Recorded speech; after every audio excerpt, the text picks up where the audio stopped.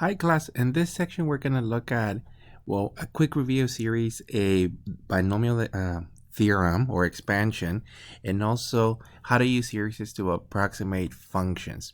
Now here's the basic idea. If you remember what we did in series in the past, we did a couple of problems where we just did expansions of actual series. So in terms of the series, as long as you're told that the function, in this case, you're using a k factorial happens to be a series, well, the actual domain happens to be, well, k is equal to, it starts at 2, 3, 4, and then it goes on and on to infinity. So when we do an expansion, we basically just provide the first three non-zeros and then the last one if there's one. In this case, there's not a final value because the expansion goes on indefinitely, but this is what we mean when we want to expand. So you're going to plug in the first value. Most of these are going to start at 1. So in this case, our first term is going to be 2, and this one represents 2 factorial plus. The next value in the sequence is 3, and you're going to just have a 3 factorial plus k is equal to 4, so 4 factorial. And in this situation, it goes from 2 to infinity for k factorial. So because it doesn't have a final value, we would just put dot, dot, dot, and then the plus. That indicates that the series actually goes on indefinitely. And when we're dealing with an expansion, all you're doing is simplifying each of the terms.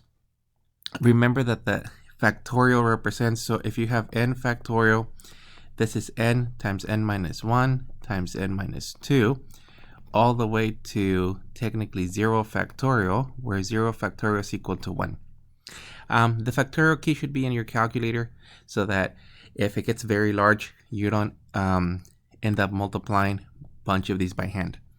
So find me the key factorial and just plug them in. So in this case, 2 factorial represents 2 times 1, so you should just get the values of 2. Plus 3 factorial is going to be 3 times 2 times 1, so you should just get 6, plus 4 factorial. So 4 factorial, if you were to do it by hand, it represents 4 times 3 times 2 times 1 times 0 factorial, but 0 factorial is equal to 1. So you should get on that last one 24.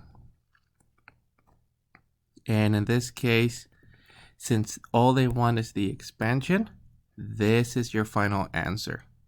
So expanding a series, we're looking for some sort of a sum, and it may not be necessary for us to actually calculate the sum.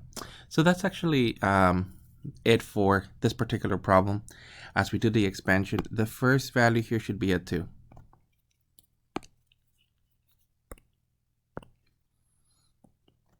Oh, shit.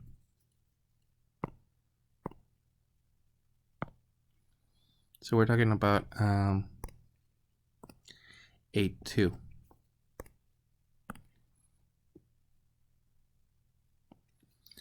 Okay, let's take a look at example, part B.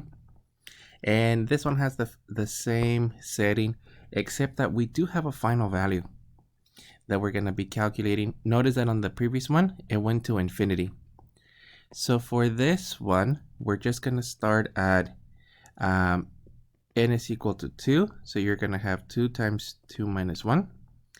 And then technically plus. Next value is n is equal to 3. So 3 times 3 minus 1. Then n is equal to 4 plus 4 times 4 minus 1. And then this one goes all the way to the last term, and this series is going to be 30.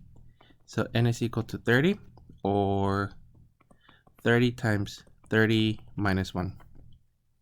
And since we do have a final value in the expansion, we're actually going to technically plug it in. You don't have to plug in every one in between. So you would have 2 times 1 plus 3 times 2 plus 4 times 3 plus dot, dot, dot, and then 30 times 29.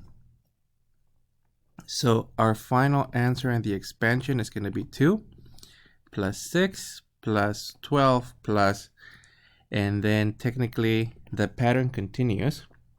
The last one is going to be 30 times 29. I'm getting that this is 870. The main problem just is to expand, so we're not calculating the sum. So all they want us to see is basically writing out the sum. In this particular one, we do have a final value, which is 30. I'm looking at 30 from here. So that would be your final answer.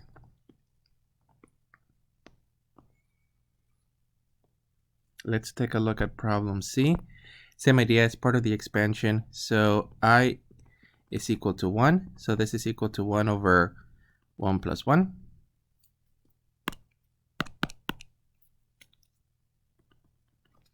Then I is equal to 2. So 2 over 2 plus 1. I is equal to 3. So plus 3 over 3 plus 1. And then technically it goes all the way to I is equal to 50.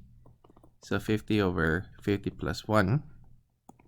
So you're going to end up with 1/2 plus 2/3 plus 3/4 plus, and then we're getting 50 over 51.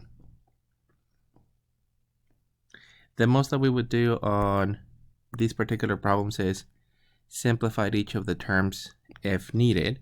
In this case, well, none of those fractions reduce any further, and we wouldn't express them as decimals unless they're asking. So this happens to be a 3. So that would be it for expansions of series, where the main objective is just for us to provide what the actual sums